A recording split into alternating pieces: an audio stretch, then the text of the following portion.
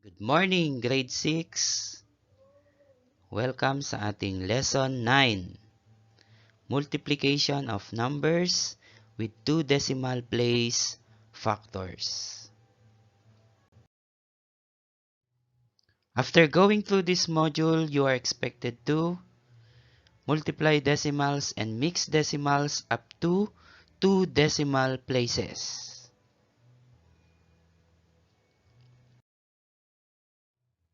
In multiplying a decimals by another decimal, you can multiply them as if they are whole numbers.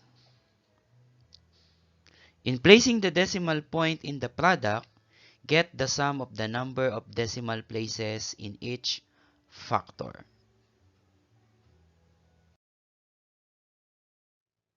Example number 1. Aya spent 1 and 2700 hours sewing an apron and 1200 times as much to put the finishing touches on it.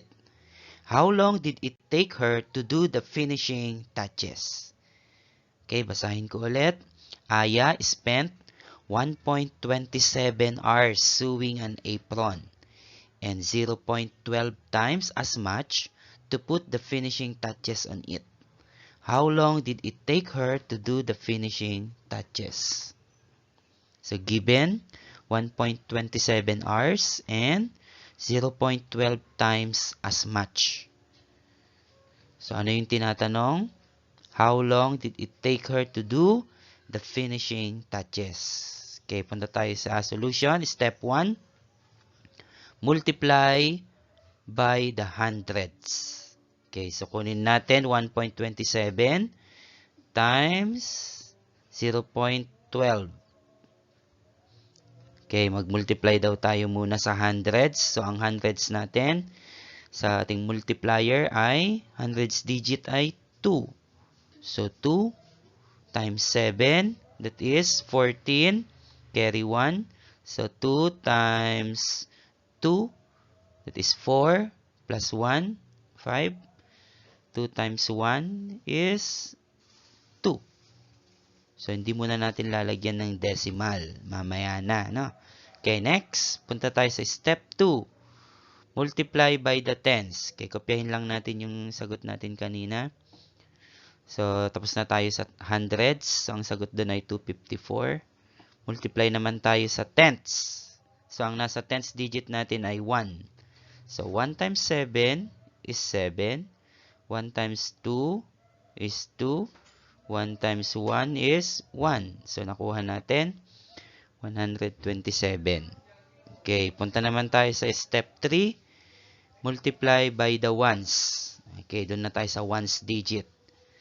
So, nakopya lang natin. 254 tsaka 127. So, 0 ang nasa ones digit natin. So, 0 times 7 is 0. 0 times 2 is 0. 0 times 1 is 0. So, ang tawag natin sa 254, 127, tsaka yung 00 ay partial products. Okay, partial pa lang, hindi pa yan yung final. Okay, dako tayo sa step 4. I-add natin yung mga partial products. So, 254, then 127, then 00. Mapapansin niyo may space doon. Walang katapat yung 4. Walang katapat din yung 5 at 7 dun sa baba. So, ibig sabihin may 0 doon. Okay, so mag-add na tayo. So, dahil walang katapat, bring down lang natin yung 4. 5 plus 7 is 12. Carry 1. 1 plus 2 plus 2, that is 5. Then, 1 plus 0 is 1.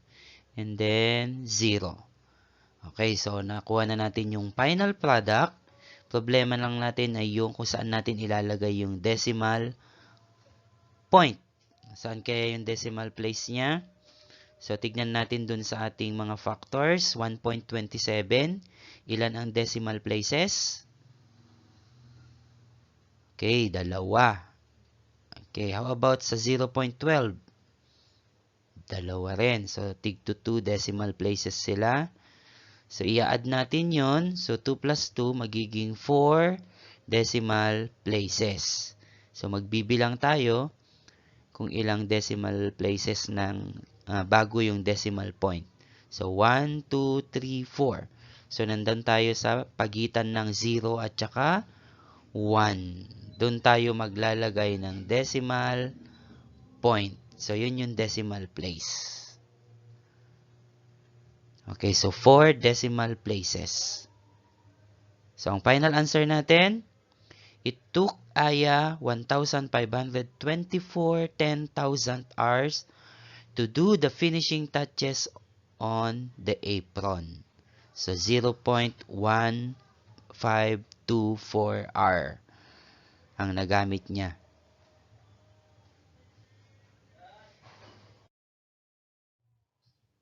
Learning task 1.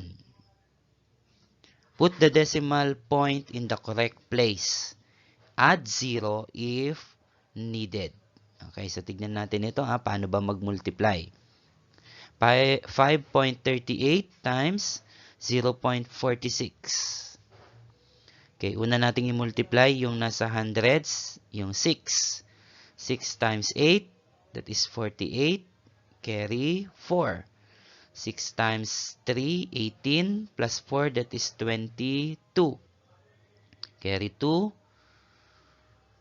6 times 5, that is 30, plus 2, 32. Then, punta tayo sa tenths. Yung 4 naman ang gagamitin. So, 4 times 8, that is 32. Carry 3. So, 4 times 3 is 12. Plus 3, 15. Carry 1. 4 times 5 is 20. Plus 1, 21. Okay. Then, tayo dun sa ones place. So, 0 times 8 is 0. 0 times 3 is 0. 0 times 5 is 0. Then, add. Add na natin yung mga partial products. So, bring down natin 8. 2 plus 2 is 4. 5 plus 2 is 7. 3 plus 1 is 4. And then 2 plus 0 is 2. So, tignan natin kung ilang decimal place meron dun sa first factor natin. 2 decimal places. Sa second naman ay 2 decimal places pa rin. So, i-combine natin yon magiging 4 decimal places. So, ang sagot natin, nasa pagitan ng 2 at saka 4. So, 2.4748. So, yun na yung final answer natin. Final product. Next. So, paano pag ito? Ilalagay na lang. So, kanina, pinakita ko sa inyo kung paano mag-multiply ng decimal. Ngayon naman, meron na siyang sagot. Ang problema lang ninyo ay kung saan ilalagay yung decimal point. So, ganun lang. Bibilangin lang kung ilang decimal place meron dun sa unang factor, sa dalawa. Then sa second, dalawa pa rin. So, i-add natin 4 na decimal places. So, magbibilang lang yung 8, 4, 4, 8. So, 4 yon. So, dun sa pagitan ng 0 at saka 8, ilalagay yung decimal point. Okay, punta na tayo. Learning task 1. Put the decimal point in the correct place. Add 0 if needed. Write your answer in your notebook. Number 1, 1.52 times 2.05. So, may sagot na dyan, 31160. Ilalagay lang ninyo yung decimal point. Number 2, 6.22 times 2.11. Andyan na rin yung sagot, 131242. Then, number 3, 2.28 times 1.56. So, nandun yung sagot, 35568. Decimal point lang ang ilalagay. Number 4, 1.60 times 0.25, 04000. And then number 5, 6.34 times 0.61, 38674. Okay, so ito yung inyong learning task 1. Ilalagay lang ang decimal point sa correct place. Okay, good luck.